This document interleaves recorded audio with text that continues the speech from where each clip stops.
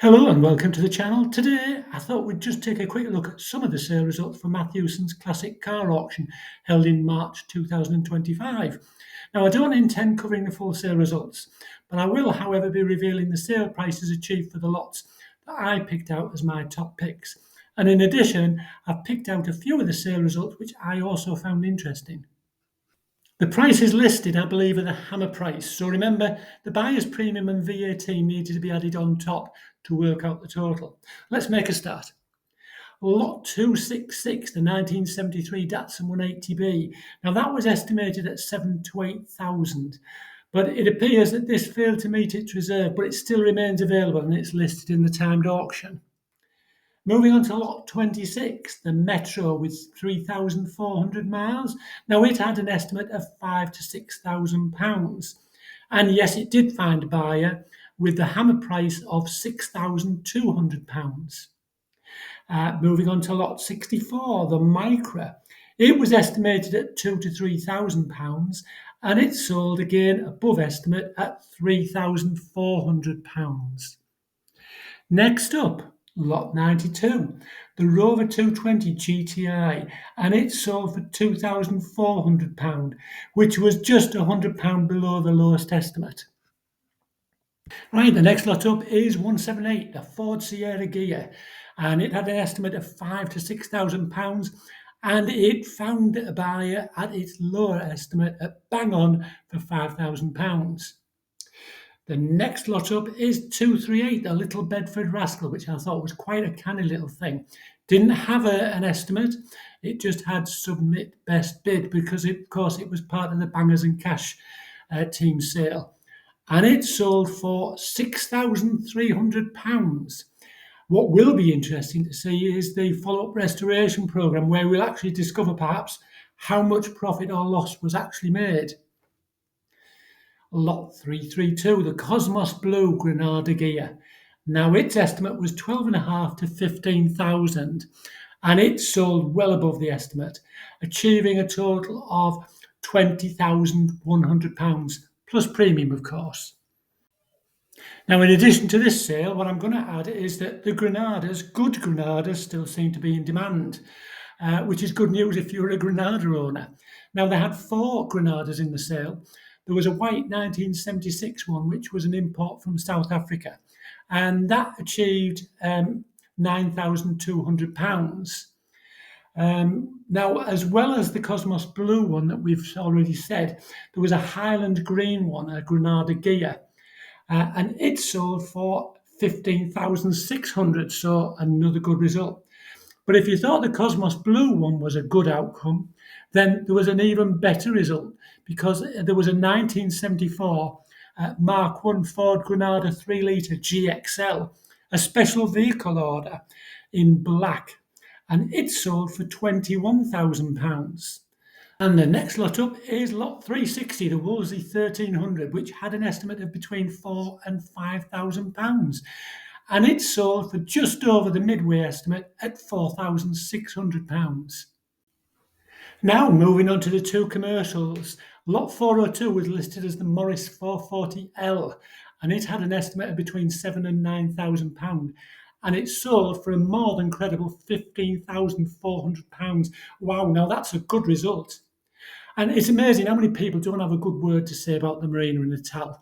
And I'm sick of hearing people lambast them. And it's so easy to jump on the bandwagon and have a go because it's another BL product.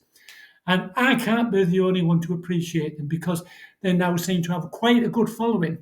And I would say the fact that someone is willing to pay so highly speaks volumes. And what's also interesting to note is that in last month's sale, Mathewsons also achieved a whopping £23,750 for a rather spectacular teal blue Marina pickup. Now, at this point, I'd like to say a big thanks to one of my subscribers, Hog Motorsport, who pointed out to me that this car was up for sale recently through WB & Sons at Killingworth near Newcastle. And I don't know how I missed that one, but it appeared in their early December sale, but it failed to find a buyer. And interestingly, it didn't have the sign writing on the side at that time. It's funny how one sale can differ to another, but of course it depends who's interested on the day. That said, December, in my opinion, is never a good time to sell. It's more a good time to buy because most people have other things on their mind, such as Christmas. And of course, the nearer you get to Christmas, the chances of bagging a bargain increase. Now, the second commercial we reviewed was the Austin ice cream van, lot 438, or the marina van as we would say, because we never had an Austin marina in the UK. But in some markets, they were sold as the Austin marina.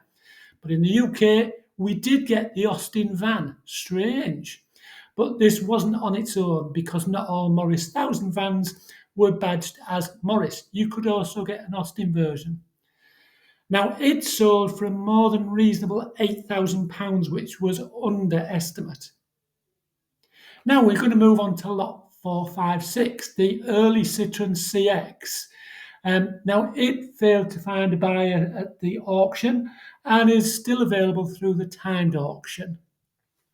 Now, what happened to lot 514, the pink Range Rover? Not quite sure what happened there because I didn't see it listed in the timed auction, but don't take my word for that. By all means, check that out if you're interested in that. But I do see that it's actually listed now for the April auction. So we'll have to keep an eye out for that one. Moving on to lot 516, the Rover 75, and it sold for £3,000, which not a bad result. And lot 722, the BMW 840, beautiful, it achieved £17,500. So it was about right based on the estimate, and very nice car too. Interestingly, lot 836, the Matra Marina. Now, it had a very low estimate at between £1,900 and £2,900. And a bit of a surprise, I expected it to do better than that, but it actually had a very good result, I would say, selling for £11,500. And the Fletcher Speedboat, lot 864, it failed to find a buyer and it remains available in the timed auction. But I still think it offered excellent value for money.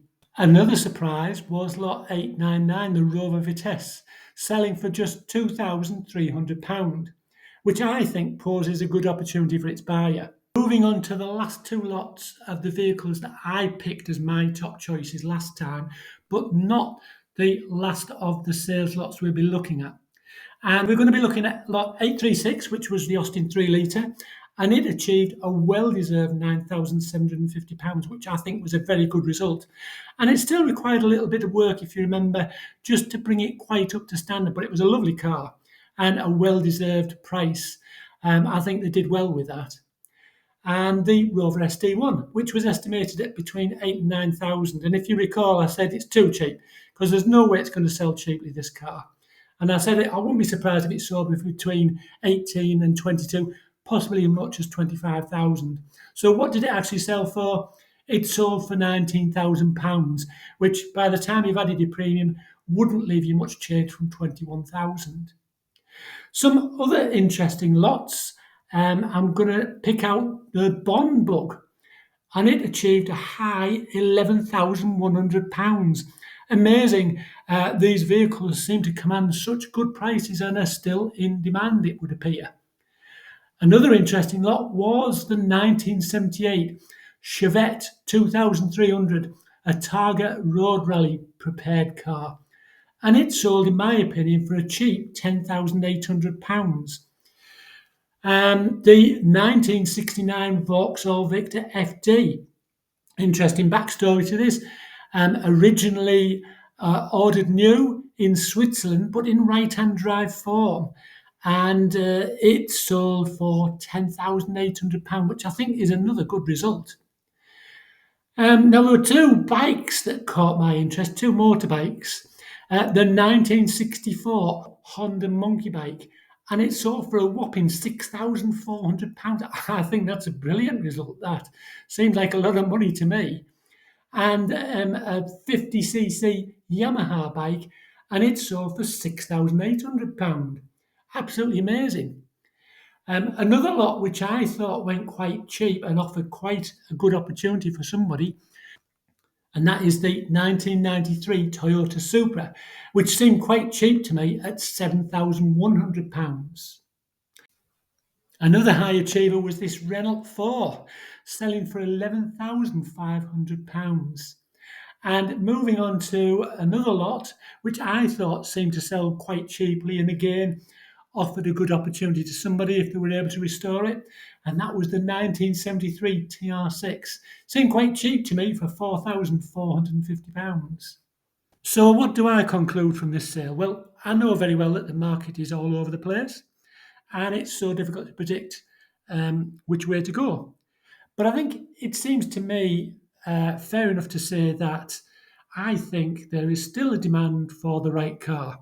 If it's a desirable car, if it's a rare car, and it's of a good standard, then you may still be in with a chance of getting a good return.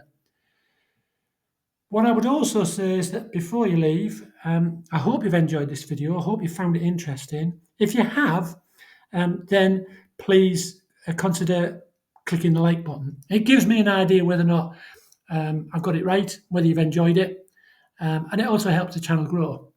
And I'm going to say thanks for joining me, and until next time, take care.